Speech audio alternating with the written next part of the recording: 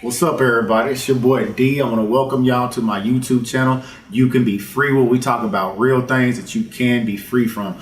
Today, I'm going to be talking to y'all about anger, overcoming anger, rage, offense.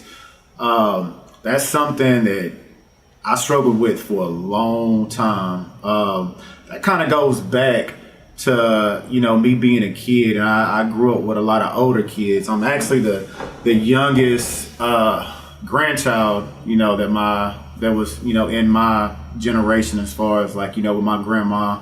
I was the last kid that was born.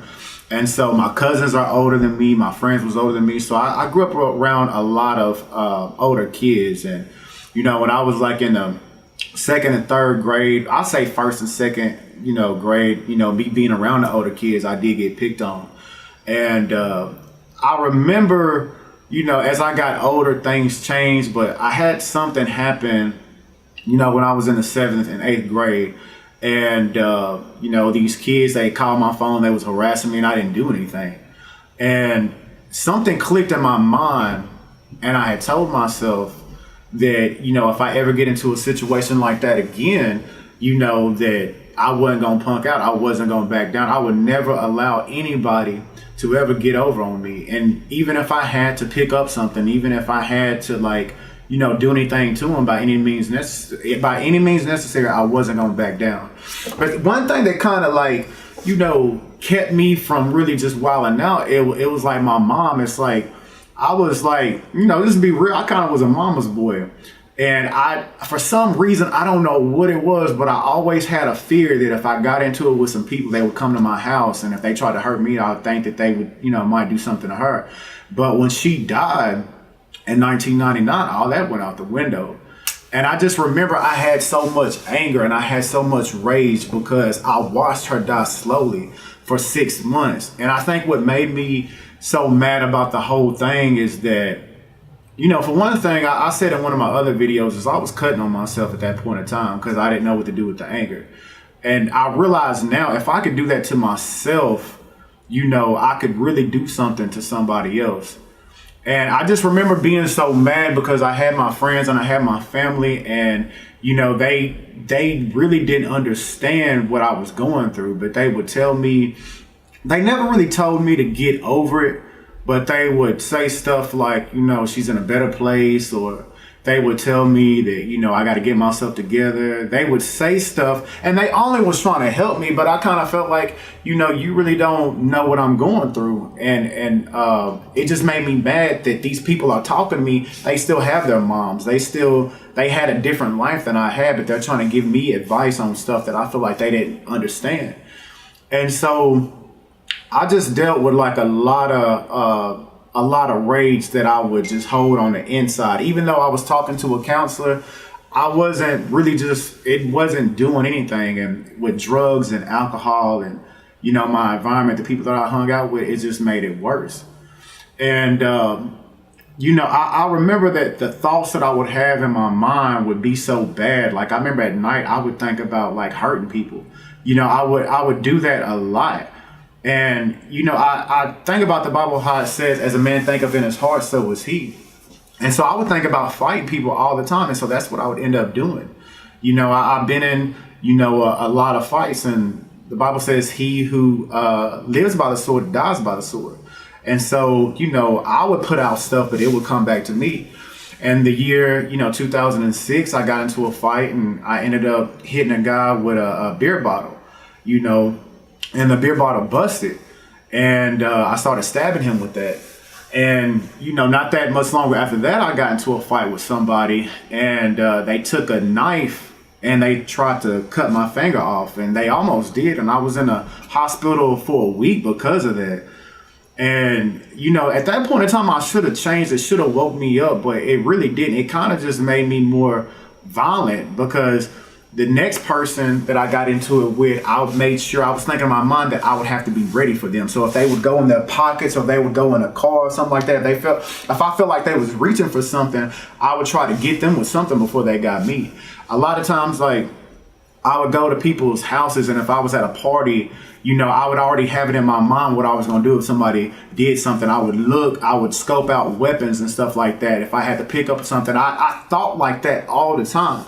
It's almost like I had blood on my mind.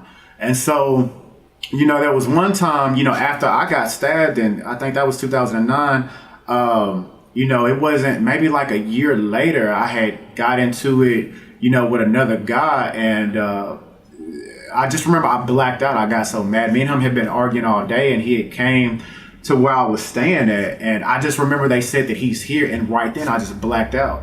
There was a sword there, and it was a dull sword, and I'm so thankful that it was, because I ran outside and I hit him with it, but I hit him upside the head, and in my mind I was just thinking like, I'm gonna kill him, I'm gonna chop his head off.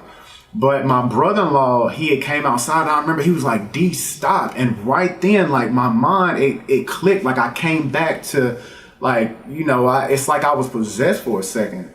And I'm so glad that he was there, because I don't know what I would have did if he wasn't.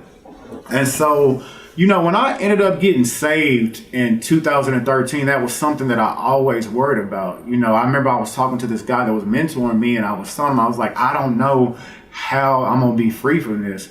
Because at that point in time, I used to think that, I got to do something, not realizing that God is the one who delivers us. If you get in his presence, things will just break off from you. He delivered me from different things in different ways.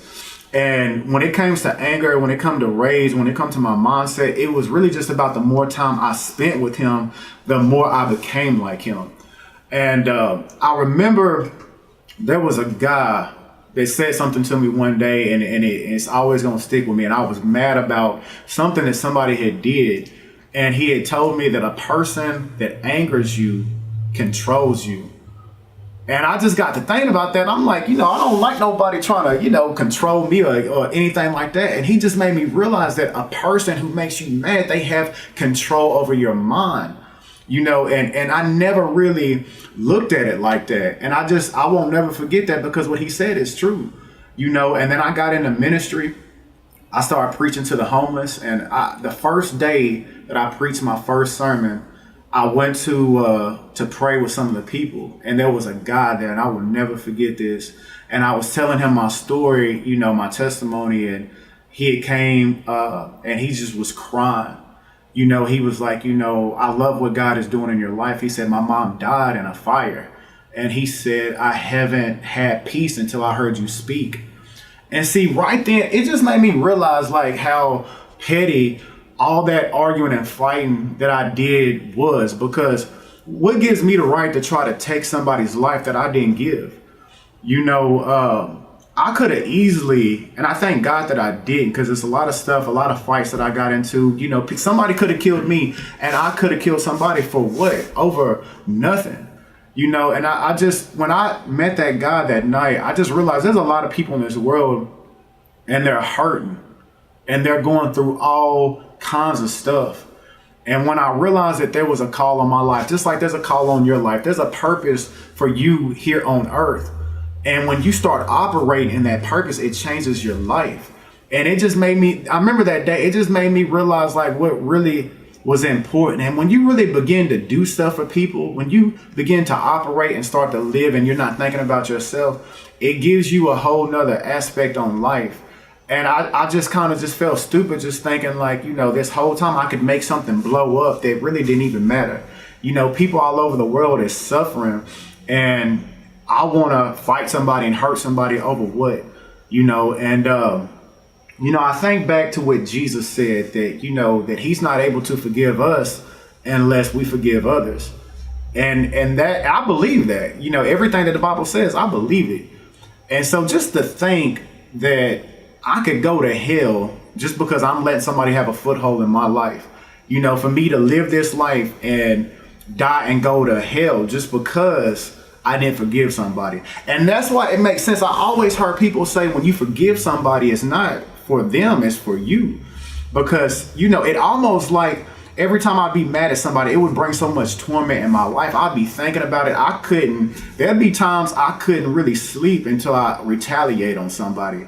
Like I would always think about revenge and stuff on my mind. And when you are able to become free from people, you just got peace in your life that surpasses all understanding. And I think about Jesus when he was on the cross after everything that people did to him. He came to this earth. He came to this earth to save us, and they beat him. They spit on him. He could have came off that cross, and all he said was, "Father, forgive them, for they know not what they do." But then somebody do something to us, they cut us off, or, they don't call us when we going through something, or we find out they was talking about us and we ready to just cut them off and we ready to fight them and say all this stuff, and I think about that. And I think the reason why he said that, because I think a lot of times that people do stuff in life, they really don't know what they do. A lot of things that I did, I knew exactly what I was doing, but I didn't realize the hurt and the pain that I was causing people, and I think there's times people say stuff and they don't realize it is just the heat of the moment. People do stuff like they didn't realize that when Jesus was on the cross, who they was messing with, that they didn't realize that he was the Son of God. And so when I think about stuff like that, I just realize anytime a person is causing me to get offense, anytime a person is causing me to get in anger, they're coming against my peace. And it's really my choice. We have a choice of whether or not if we allow somebody to mess up our day. Like, we choose every day how we're going to live that day. We can't choose on what happens to us, but we can choose on how we react to the things that do happen to us. I remember last year, I was really tested by people that, I knew I could have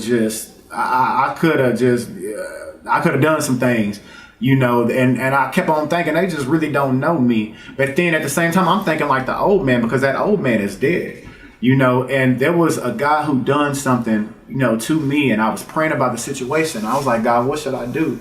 And God told me to bless him.